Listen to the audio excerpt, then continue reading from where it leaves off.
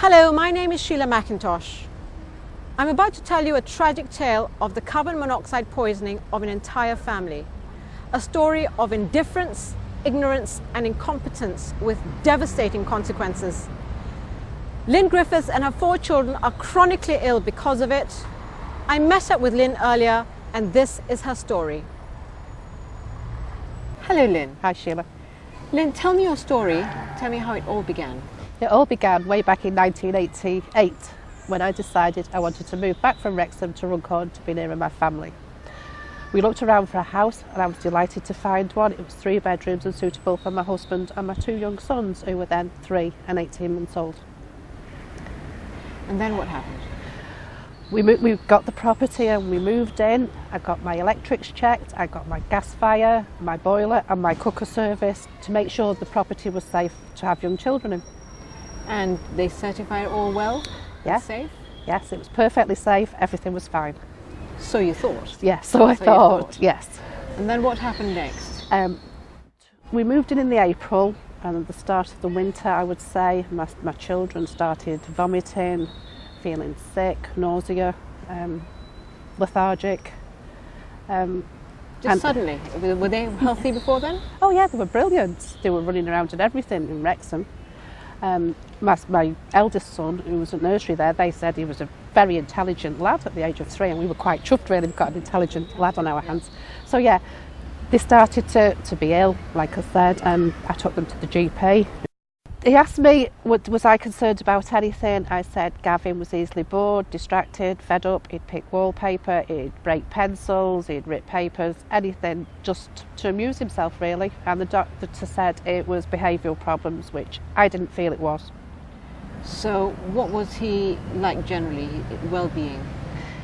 In the winter months, I had to take him to the GP again and the GP would still once again diagnose a virus.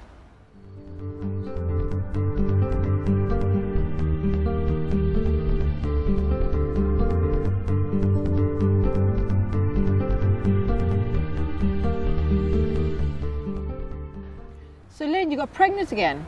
Wonderful news. So how did the pregnancy go? Well, my joy soon turned to a living nightmare. Whereas the boys would move, this baby didn't seem to move. I had to have extra antenatal appointments.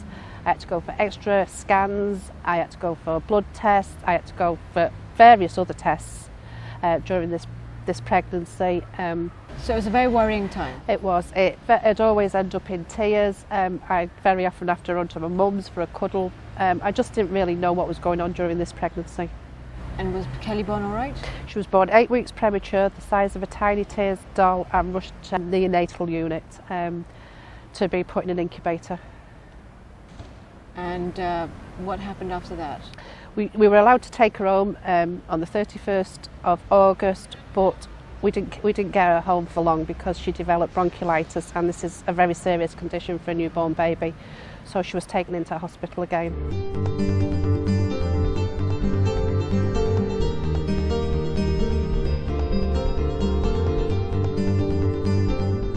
So Lynn, you then had baby Craig, but baby Craig wasn't well, was he? No.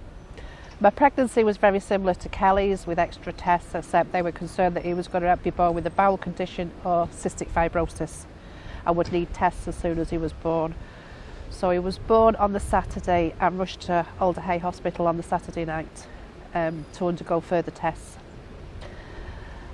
On the Wednesday we'd been to visit him and I was concerned about his breathing, it didn't seem right, so I told the nurse as we left and she said she'd get a consultant to look at him. We just walked in to the house when the phone rang and they asked us to go straight back as they were concerned about him and they were working on him. In fact they were resuscitating him, but I didn't know that at the time.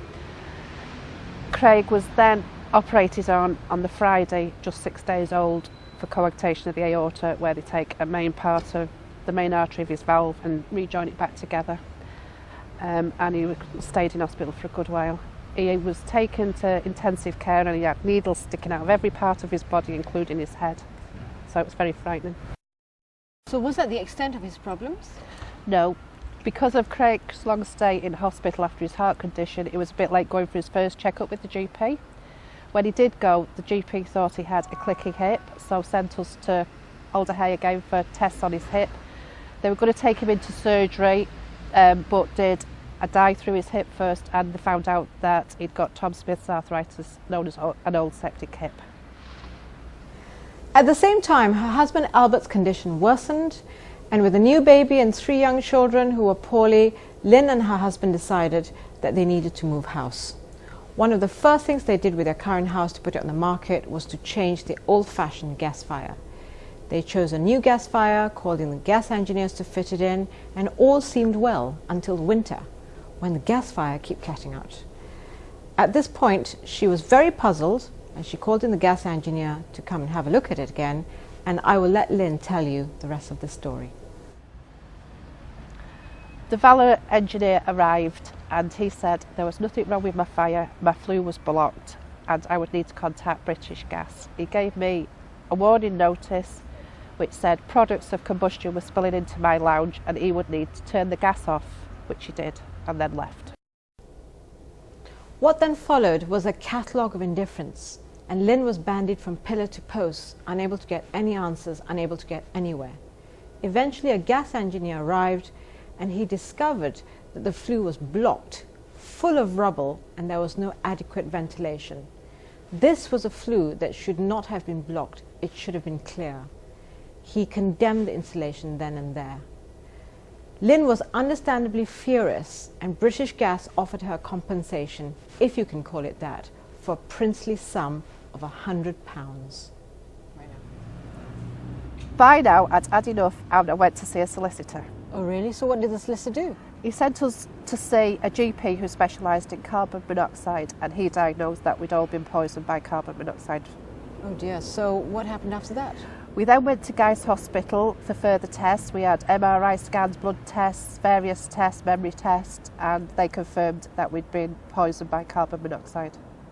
So Lynn, for nearly 11 years, you and your family have slowly been poisoned by carbon monoxide.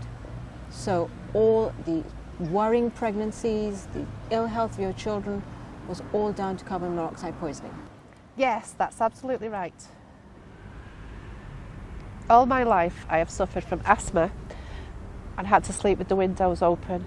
And you know what, Sheila? I believe that's what saved our lives. Over the years, Griffith's chest slowly got worse, and the GP was now coming out to him, and she'd say, stay in the room and keep warm by the fire. And this is Griffy, your husband? Yes. Unbeknown to us at the time, we were slowly being poisoned by carbon monoxide, so she was giving the wrong information. Griffy was diagnosed in the September after the fire was discovered in the January, and diagnosed with cancer, and he died on the 24th of November. He passed away as I'd walked from the kitchen through the lounge to the front door to answer the door to the GP. And my 3-year-old son was playing by his feet. I really do know the devastating effects of this silent killer, and this is why I started up the charity CO Awareness, to raise awareness of the dangers of carbon monoxide poisoning amongst the medical profession, the legal profession and the general public. Since then, Lynn has learned a lot about carbon monoxide poisoning. It is often misdiagnosed, such as flu, virus, food poisoning, you name it. Very few doctors understand the symptoms of it, let alone check for it. Yet, there are 22 million households in Britain today, many with gas fires, gas heaters and gas water boilers, sometimes with all three. You don't have to be an expert to figure out that with that many gas appliances in that many homes and a medical profession that isn't aware, we have a problem.